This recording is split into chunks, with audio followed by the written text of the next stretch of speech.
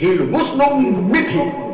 Paghanduraw sa atong kagahapon, Mayor Altagracia Relente Villaflor o Mami Grasing nahimugso niadtong Enero 13 tuig 1925 dinhi sa lungsod sa Ilongos. Usa siya sa mga babay sa siyam ka mga anak sa magtiayon nga Inocentes Flodolis Villaflor nga kanhi sa mayor sa lungsod sa Ilongos niadtong tuig 1930 ngadto sa tuig 1939 og sa iyang asawa nga si Eustacia Orgel Relente. Kinsa nakaserbisyo sab isip Vice Mayor sa lungsod sa Ilongos sa sama nga mga katuigan. Human niya nga natapos ang iyang kurso sa kolehiyo niadtong dekada 50. Nipadayon siya sa pagtambong sa eskwelahan sa medisina dito sa Kauluhan. Og diin malampuson niya nga nalangkat ang titulo sa pagka mananambal o doktor sa medisina nga nagsiminto sa iyang pangan sa lungsod sa Ilongos nga maoy labing una nga doktor sa medisina nga Hilongos nun. Sawa pa siya mosalga sa kalibutan sa politika, gikan dito sa Kauluhan, bitbit na niya ang titulo sa pagkadoktor o kaalam sa pagpanambal. Apan mas gipili niya nga upauli sa lungsod sa Hilongos ug iyang atimanon ang panglawas sa mga Hilongos nun.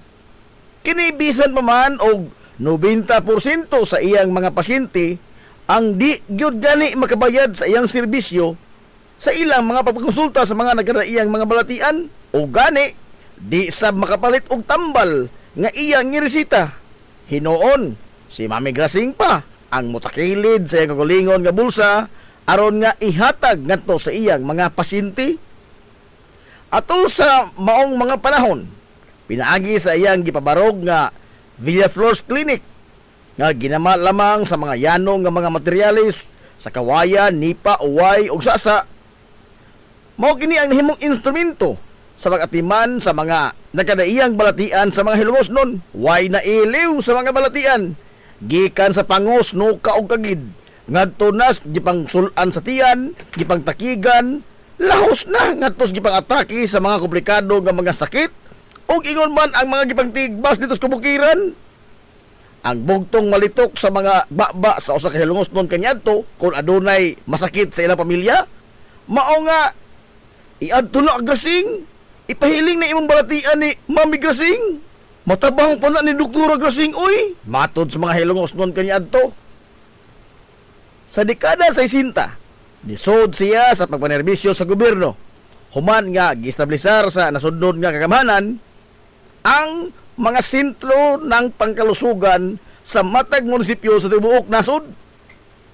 Siya ang labing unang rural health doctor sa lungsod Hilongos o ang titulo niini karon mauna ang municipal health officer. Atol sa iyang pagpangalagad sa gobyerno sa sentros pangkalusugan sa lungsod sa Hilongos, niadtong 1962, gipasidunggan si Mami Grasing ni kanhi Presidente Ferdinand Marcos Sr. isip Most Outstanding Rural Health Physician sa tibuok Pilipinas. Samtang sa tuig 1992, nakongkrito na ang iyang desisyon nga mosalga siya sa kalibutan sa politika sa lungsod sa Ilongos. Kinibisan naman nga siya usa ka babaeng buhat o base sa kasaysayan sa lungsod, wa pay sukad masukad nga adunay babay nga nibarog nga leader sa lungsod sa Ilongos. Lain usab niya na ang konsiderar mao ang iyang pagka-minus sa kasinatian sa pagpadagan sa gobyerno. Sanglit siya o sa man ka doktor. Og ang labas pa kayo nga mga lama sa politikanhong kaguliyang sa nasod sa nangagi nga mga katuigan. Gikan sa pagmarsyal law ni kanhi Presidente Ferdinand Marcos Sr. niadtong 1972. Pagpusil patay ni kanhi Senador Ninoy Aquino Sr. niadtong 1983. Ang EDSA People Power 1 niadtong tuig 1986. Og ang siyam ka mga dugoong kudita sa militar gikan niadtong mga tuig 1988 hangtod sa 1989 batok ni kanhi Presidente Corazon Aquino og niining mga higayon na usab mao ang pagmangtas pag-ayo sa mga rebuilding komunista nga mga NPA sa kabukiran din sa Leyte. Labi na sa kabukiran sa lungsod sa Ilongos. Apan bisan pa man niini ang kandidatura ni Mami Grasing gisuklian og usa ka makabungog nga suporta nga gipalanog sa mga Hilongos nun atol sa piniliay niadtong 1992. Gikan sa tuig 1992, gitugahan siya sa mga mabuot nga mga Hilongos nun nga maoy mutimon sa renda sa mga kamahanan sa lungsod sa Hilongos. Og siya ang labing una nga nahimo nga babae nga leader sa lungsod sa Ilongos, sukad masukad. Sa unang tuig sa iyang administrasyon, natistingan dayon ang iyang kalig-on isip leader sa mga Hilongos nun. Sanglit, gitanggogo ang lungsod sa Ilongos niadtong 1992 sa mga bagyo nga Ruping, Super Typhoon nga ni paralisar sa tibuok lungsod. Gumikan sa kadako sa perdisyon nga nahatod sa Super Typhoon dinhi sa lungsod sa Ilongos. Problema sa pagkaon, tubig, kuryente, mga panimay nga nangagayot ug linya sa komunikasyon nga nangadaot ang gihatod sa bagyong Ruping. Samtang sa tunga-tunga sa gabahin sa iyang pagtimon sa rendas magamahanan sa lungsod sa Ilongos, maisogon niyang giharong ang seryosong hulga sa kahapsay kalinaw sa kabukiran sa lungsod sa Ilongos nang mangtas pag-ayo ang mga rebuilding komunista nga mga NPA nga niresulta sa pagbakwit sa gatusan ka mga pamilya gikan sa ilang mga Pinoyanan sa mga bukiran nga barangay sa Utanan, San Antonio, Santa Margarita o sa mga hilit-hilit nga mga sityo sa kabukiran sa lungsod sa Ilongos. Gatusan ka mga pamilya ang nagpakitabang sa inahan sa lungsod sa Ilongos kaniadto aron nga sila mahawas gikan sa tino nga kalautan o nga mapagan sila sa sinukliyay og bala tali sa mga rebelde o sa mga militar. Gipahilo na sila ni Mami Grasing sa karaan nga buwangan sa lungsod sa Ilongos na mao na karon ang nahimutangan sa Papasiwa Mamadiwa Daycare Center ug sud sa pipila ka buwan wa niya sila pasagdi sa ilang pang-adlaw-adlaw nga panginahanglanon hangtod nga nakulukar ang ilang panimuyo nga sagad kanila anaa karon nagpuyo sa sitio Lawis, sitio Lipata, sa barangay Western Poblasyon o sa uban pa nga mga kasikbit nga barangay dinhi sa Patag.